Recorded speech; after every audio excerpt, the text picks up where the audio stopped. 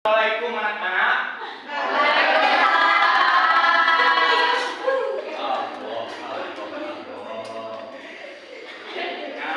Selamat pagi. Bagaimana kabarnya hari ini? Baik. Alhamdulillah. Mungkin sebelum mulai pembelajaran pada kali ini, alangkah baiknya kita berdoa dulu. Silakan dipimpin oleh ketua kelasnya. Ya, sebelum belajar alangkah baiknya kita berdoa mulai. Selesai.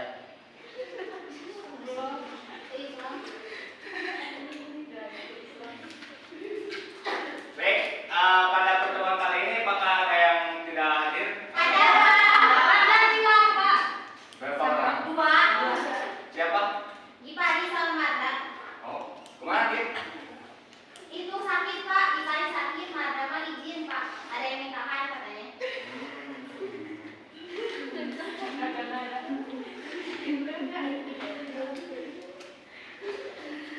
Oh sama dia.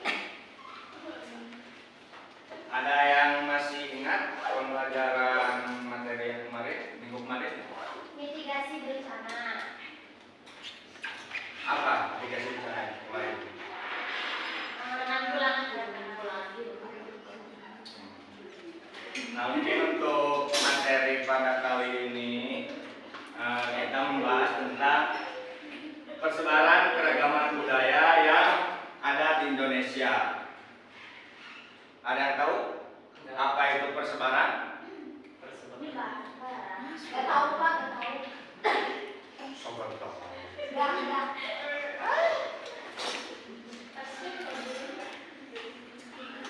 Nah, mungkin untuk singkatnya, keragaman budaya itu adalah keunikan berbagai suku bangsa yang ada di dunia, termasuk juga ada di Indonesia.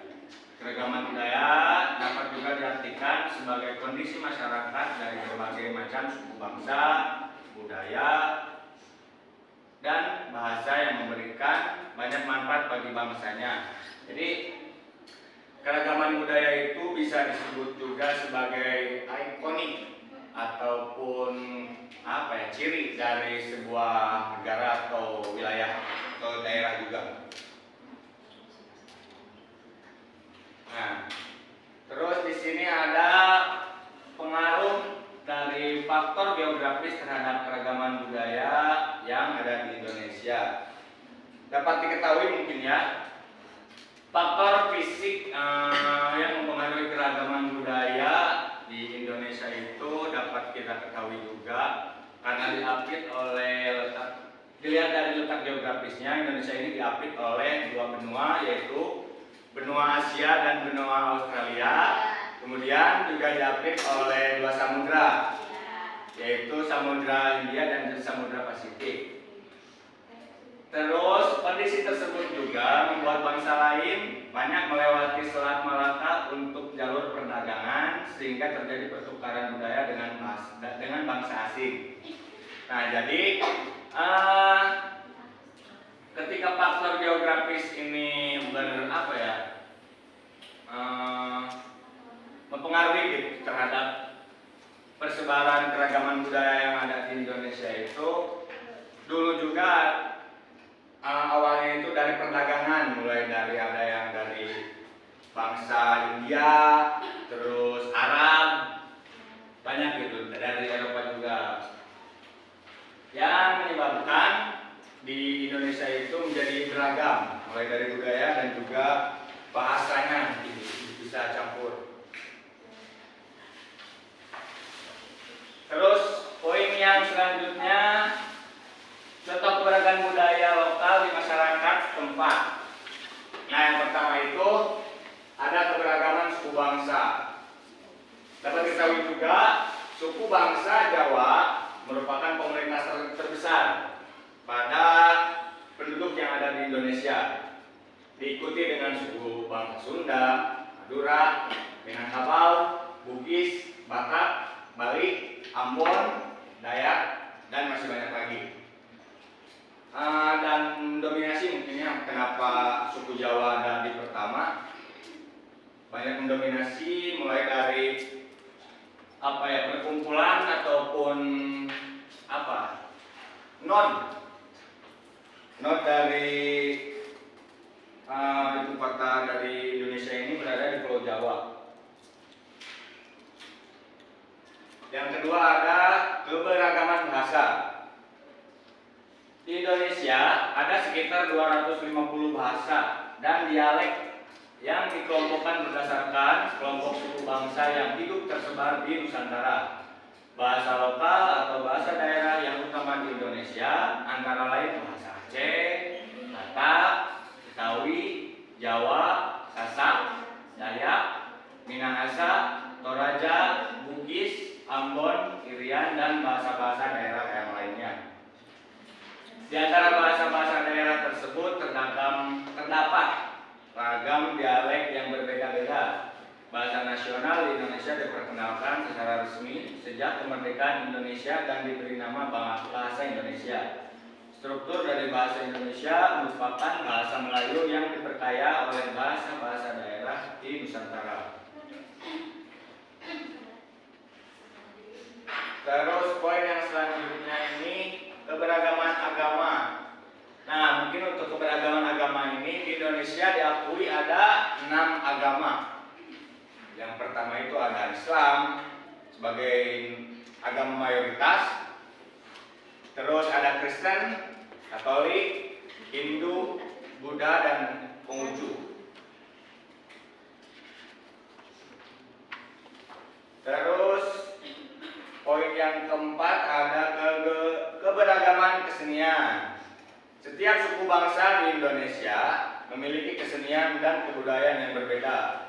Sebagai contoh, Bapak mengambil contoh suku Jawa yang memiliki alat musik yang bernama gamelan, dan suku Sunda memiliki alat musik yang bernama angklung. Dan masih banyak lagi mungkinnya kalau kalian ngulik. Nah, keberagaman tradisi. Nah, poin yang kelima itu ada keberagaman tradisi. Keberagaman tradisi adalah perbedaan budaya atau adat pada daerah tertentu. Ada yang sudah mengerti gitu tentang keberagaman tradisi. Nah, Bapak ini mengambil contoh tentang hajat laut. Barangkali dari anak-anak ada yang sudah mengetahui gitu tentang keberagaman tradisi yang ada di daerah masing-masing. Sania. Gak ada. Masya Allah. Gak ada. Sania dari mana emang? Dari Pagar Agung. Gak ada tradisi. Nah, mungkin karena Bapak berasal dari pantai selatan ya, lebih tepatnya dari Cipatujah, makanya mengambil hajat laut yang memang suka dilakukan pada bulan Muharram pada hari Kamis Wage menjelang Jumat Kliwon. Dan di sana itu ditujukan kurang lebih karena untuk apa ya, mensyukuri karena atas nikmat atau rezeki dari hasil lautnya terhadap warga yang ada di sana. Peta persebaran keragaman budaya di Indonesia. Ada yang sudah tahu di sini suku apa aja gitu yang memang kalian ketahui yang sudah terkenal?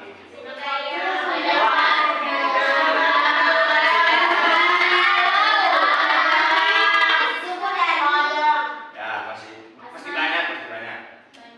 Nah, mungkin mengambil beberapa. Dari yang pertama itu ada kebudayaan Jawa. Kebudayaan ini menempati seluruh Pulau Jawa pada bagian tengah dan juga timur. Di dalamnya terdapat sebuah bahasa yaitu bahasa Jawa, dan juga banyak kepercayaan terhadap kekuatan dan arwah nenek moyang yang biasanya itu disebut dengan Jawen. Ya, kalau di Jawa. Dan serta memiliki berbagai jenis rumah adat, contohnya seperti joglo, dan ini untuk contohnya mungkin karena kita nggak ada ya, mungkin dikasih ilustrasi seperti ini. Terus kebudayaan Sunda. terdapat pada daerah Pasundan, lebih tepatnya pada Jawa Barat, pada Jawa bagian barat. Dan contoh keseniannya itu ada seperti wayang golek, terus gendang kencang, tari jaipong, terus Tari perang. ah, Tari perang. tari perang. Ya. Oh ya. Salah dua peradaban. Ada waktunya nanti di kelas kesenian. Ya. Terus, nah, ada yang sudah tahu nih? Lompat batu, Pak. Dari? Nias. Nah, dari lompat batu ini disebut sebagai hombo atau lebih tepatnya pahombo, dilakukan oleh orang Nias pada provinsi Sumatera Utara.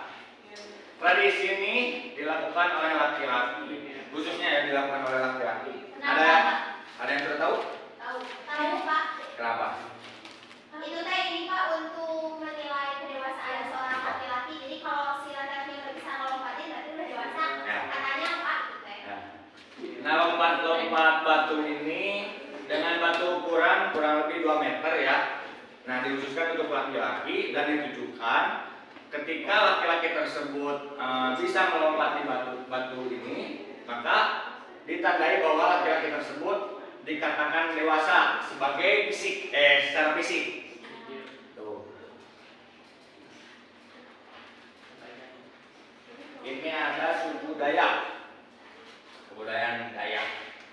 Dayak ini berada pada Kalimantan, bagian pedalaman. Untuk ciri khasnya itu mereka bisa pandai membuat kain tenun, menganyam kulit rotan. Nah, di sini ada sebuah kepercayaan yang bernama keharingan. Ada yang tahu apa itu keharingan? Lupa. Mistis.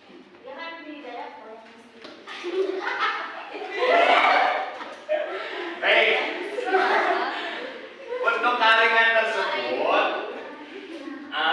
dapat dikatakan ini adalah sebuah kepercayaan atau agama yang memang dianut oleh suku Dayak, dan keberadaan dari kepercayaan agama keharingan ini sebenarnya jauh sebelum Hindu dan Buddha masuk ke negara Indonesia. Jadi sekarang udah nggak ada Pak. Masih ada, cuma jadi agama ini dijadikan sebagai sumber kehidupan yang mengalir, seperti air suci, kehidupan yang hidup dalam puasa dengan istilah ranjing hatala. Ranjing hatala di sini diartikan sebagai Tuhan yang Maha Esa dan awal dari segalanya. Jadi maksudnya itu bahwasanya Tuhan itu adalah sumber pertama yang ada sehingga patut dipercayai, dan pada akhirnya manusia juga akan kembali kepadanya. Itu dari istilah dari ranjing hatala. Nah, kemudian ada suku Batak, budaya Batak. Ada yang tahu Batak di mana?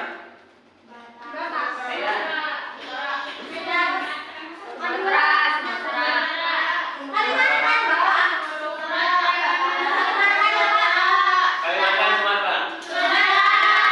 Sumatera bagian? Tuh, Sumatera bagian utara lebih tepatnya ya. Nah, tradisi yang ada di suku Batak ini ada salah satunya yaitu Gondang Naposo. Nah, Gondang Naposo ini biasanya dilakukan ketika bulan apa ya, Bapak juga lupa lagi sih. Yang intinya bahwasanya tarian muda-mudi ini Batak untuk mencari jodoh gitu. Tuh. Ya mungkin kalau yang belum dapat jodoh seperti ya siapa? Ini. Oh Sania belum? Nah bisa ikuti tarian Gondang Naposo namanya Sania. Ya. Ya.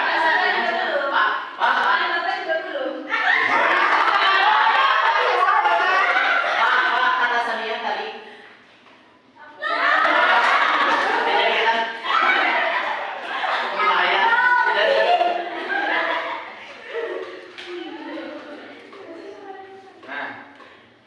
Itu mungkin materi yang bisa Bapak sampaikan. Kesimpulannya mungkin ya ada. Sebelum Bapak nyimpulkan, ada yang bisa nyimpulkan?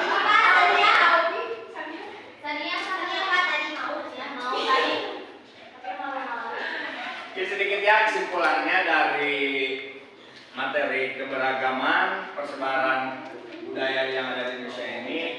Kita sebagai warga Indonesia yang memang sudah tahu menahu tentang ragam atau banyaknya bahasa dan budaya yang ada di Indonesia itu sepatutnya untuk bisa menjaga dari yang memang pasti diturunkan dari generasi ke generasi untuk selanjutnya, dan bisa juga menjaga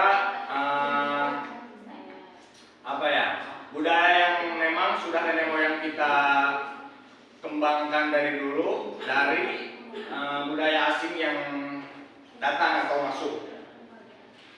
Itu mungkin dari materi pada kali ini. Kurang lebihnya mohon maaf. Bapak juga tidak mengharapkan ini sebagai langsung puas ya, agar kalian juga bisa mengulik. Dan untuk pertama kali ini Bapak tidak mengasih tugas karena sama sih. Kalau kalian tahu sama seperjuangan sama Bapak Opik. Oh iya Ya. Pak. Jadi mau tes CPNS juga gitu bareng. Ya. Minta doanya juga agar menjadi kelancaran dan juga hasil yang memuaskan. Amin. Ya. Mungkin segitu dari materi pada kali ini.